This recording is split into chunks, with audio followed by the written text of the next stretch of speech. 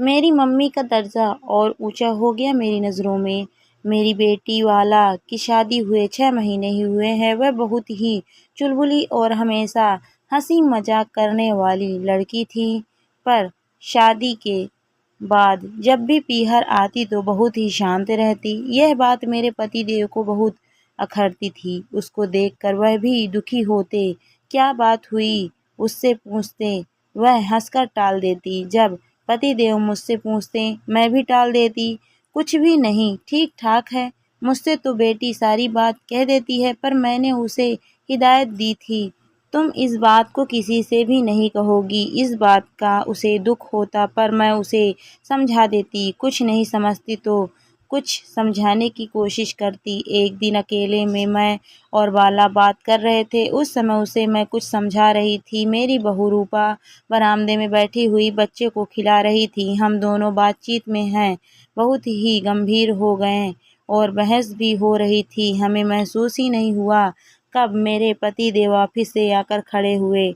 हम दोनों को पता ही नहीं चला। बीच में ही वे जोर से बोले, तुम दोनों मुझसे क्या छुपा रही हो? मैंने कहा, कोई बात नहीं छुपाने लायक। अच्छा, मुझे बेवकूफ़ समझ रखा है। मैं देख रहा हूँ बाला कितने दिनों से परेशान है। मैं तुमसे पूछता या उससे पूछता, तुम कह देती कोई बात नहीं। मैं तुम्हारी बात पर विश्वास कर लेता। क्यों ऐसा कर रही हो दोनों? मुझे कब से पराया कर दिया? आइए बैठिए, बात को समझिए। क्या बात है मैं आपको बताती हूँ। कोई ख़ास बात होती तो मैं आपको ज़रूर बताती। जो काम मेरे बस का है तो मैं आपको क्यों परेशान करूँ, जिसे मैं ही निपटा सकती हूँ। क्या मैंने गलत किया? अपनी लड़की के लिए क्या बुरा किया? अच्छा सोचना गलत है, यह मैंने कब कहा? पर बात तो मुझे पता होनी चाहिए ना। ऐसा है, आप देखिए, कोई बड़ी बात नहीं होती है, छोटी छोटी बातें होती हैं जिसको बढ़ाकर हम बड़ा बना देते हैं। वैसे ही मिटने में नहीं आता। यह हमारी सोच ही तो है जिसे हमें ठीक करना चाहिए। साफ साफ बताओ ना गोमती। साफ बात यह है, लड़कियों को दूसरे के घरों में जाकर रहना पड़ता है और वहाँ के तौर तरीके के हिसाब से उन्हें चलना पड़ता है। उनकी ससुराल में मान लीजिए 10 जने हैं और वे सबके सब बदल नहीं सकते। एक अपनी बिटिया है, थोड़ा सा एडजस्ट कर लेगी तो आगे जाकर सुख पाएगी। कोई लड़ाई झगड़ा थोड़ी ना करना है। यहाँ देर से उठती थी, वहाँ थोड़ा जल्दी उठना है। यहाँ देर से सोती थी, वहाँ थोड़ा जल्दी सोना है। यहाँ उठते ही चाय हाथ में मिलती थी, अब तब मिलेगी जब उसे बना कर देना होगा ना। सब कुछ करने के लिए मेरी बेटी नौकरानी है, उसे ही सब करना पड़ेगा। तेरा दिमाग खराब है? मुझे हंसी आ गई। मेरा हंसना पतिदेव को पसंद नहीं आया।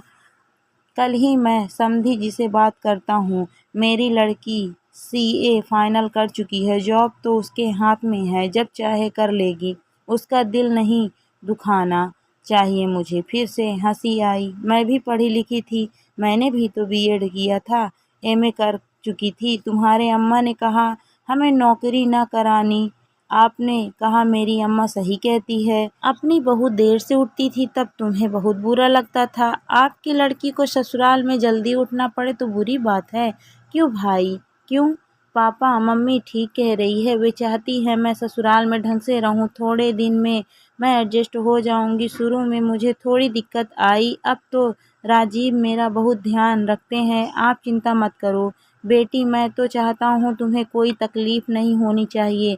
अभी तेरा पापा बैठा है। पापा एक बात कहूँ, आप बुरा ना मानो तो मम्मी के पापा भी यही तो चाहते होंगे, तब आपने कभी ध्यान नहीं दिया।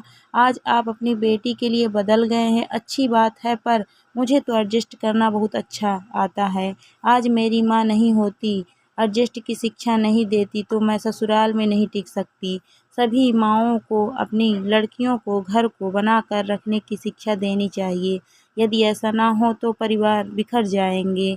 हम आए दिन देखते हैं सभी ज़्यादातर माँ अपनी बेटी को बहुत उकसाती हैं। समझाना तो दूर, तुम तो पढ़ी लिखी हो, इसीलिए तो पढ़ाया है कि दब्बू बनकर रहो, तुम मुकाबला करो। यही तो गलती है पापा। अच्छा हो गया मम्मी के कहने के कारण मैंने आपसे कुछ नहीं कहा, वरना मेरा घर तो उजड़ ही जाता।